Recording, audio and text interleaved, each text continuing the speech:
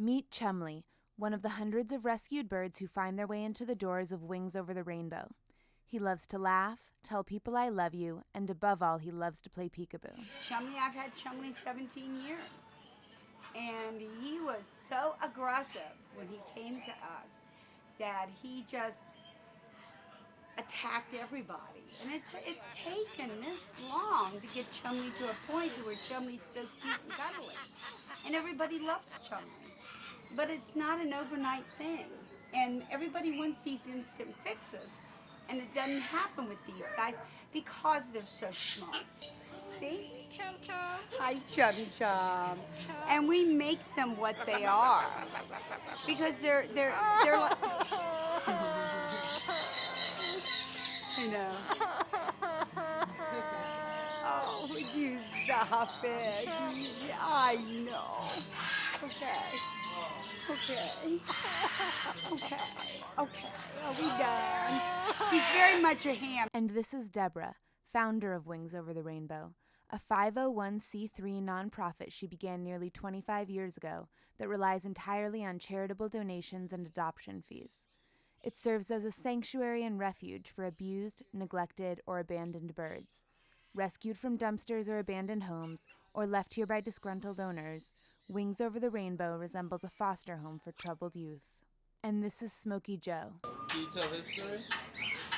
We've had him for about 6 years, and he hates the world and hates everybody. Nobody can touch his bird but me. Sometimes birds are brought here featherless, missing a leg, or beakless, requiring countless dollars and hours spent on vet bills and rehabilitation. The people's daughter who owned him brought him in because they were scared that they were going to end up killing him. What happened to him? You said he was lit on They fire. caught him on fire. Everything they learn, like a human child, is learned behavior.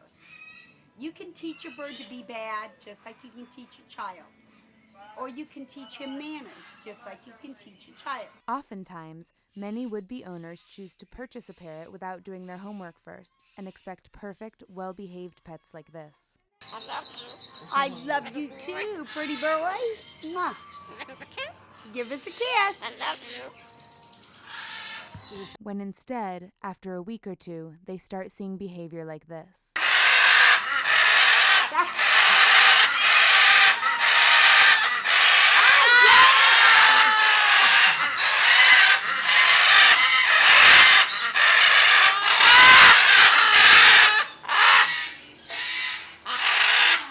And it's easy to see how overwhelming parrot ownership can be. Imagine the type of sensitive environment required for a developing 6-year-old, and that's what is required for these creatures. Each year, thousands of birds are sold to individuals who are under the mistaken impression that a bird will make a cool pet. Eventually, whether due to frustration, disinterest, or concern, many people attempt to rid themselves of the responsibility of caring for their birds.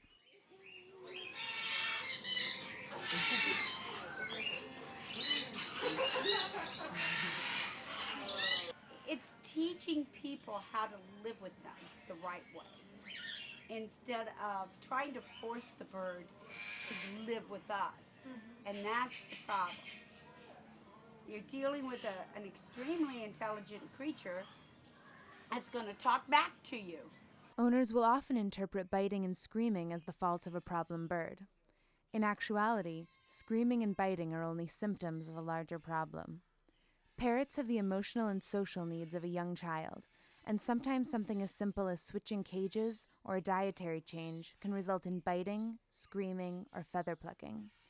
Sudden changes in lifestyle, neglect, and physical abuse can also result in aggression, anxiety, and depression.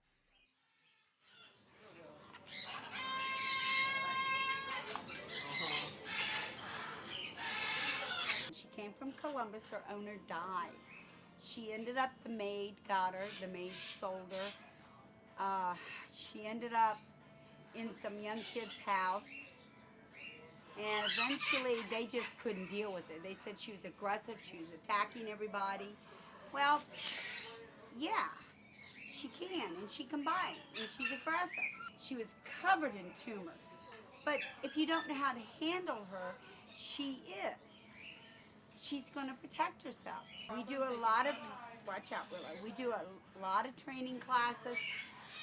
That's the other reason we're hoping to build a sanctuary, because we don't just want to be able to house these birds. I like people to be able to keep their birds.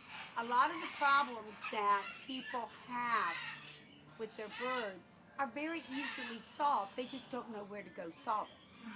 Part of the responsibility also falls upon the vendors, who can fetch prices of up to $10,000 for certain species of rare birds. With prices so high, vendors can't help but sell to people who may not be able to meet the needs of exotic birds or who do not comprehend the seriousness of their commitment, as some birds live from 20 up to 80 years or more depending on the species. You can go to any flea market, any swap meet, and off these birds for a couple grand. Now, that's clean money, and people do that every day. One bird can travel in the circuit maybe 6 to 7 different homes. How horrible is that? I mean, and nobody seems to think how intelligent they are. By the time they reach here, most of them, if they're lucky, have some kind of sanity left. But most of them will go insane. And it just, so I said it stops. It stops here. This type of lifestyle can be devastating to a bird's psychology, requiring years of rehabilitation. This is where the healing happens. Deborah and her volunteers provide a sanctuary for unwanted birds, as opposed to humane societies, which usually put them down. Tim had a leg ripped off by a dog and sewn back on by a vet that didn't know much about birds. So his leg is useless. And he'll be with us for the rest of his life. We do a lot of damaged birds here. This is a place where they come to heal. And that's okay. Somebody's got to be responsible for them, and we take full responsibility for them. Wings also places healthy birds with adopters who have demonstrated a proven interest in a particular bird and a commitment to the rest of its natural life, which can be more than 80 years.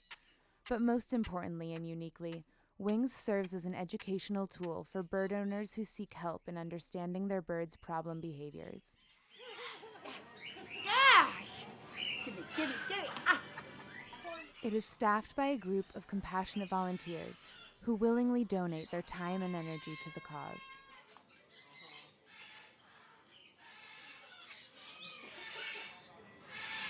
Our goal is to acquire a couple acres and to build a sanctuary. We can build free flights and stuff, and these birds can live out their lives in a healthy, safe environment.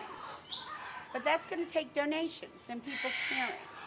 Ideally, through donations, Wings Over the Rainbow will be able to raise enough capital to invest in a few acres of land for its birds to fly in and live out the rest of their natural lives.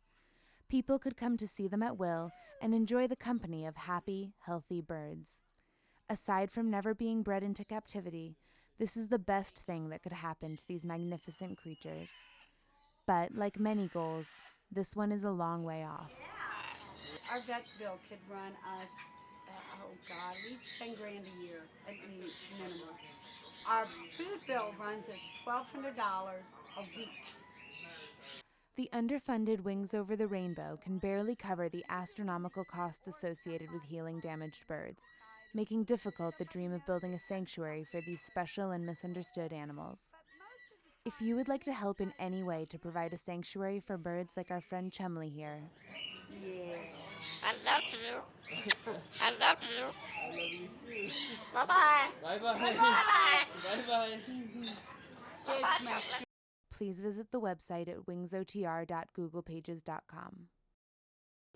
It takes a long time to undo the damage. It only takes a few minutes to do.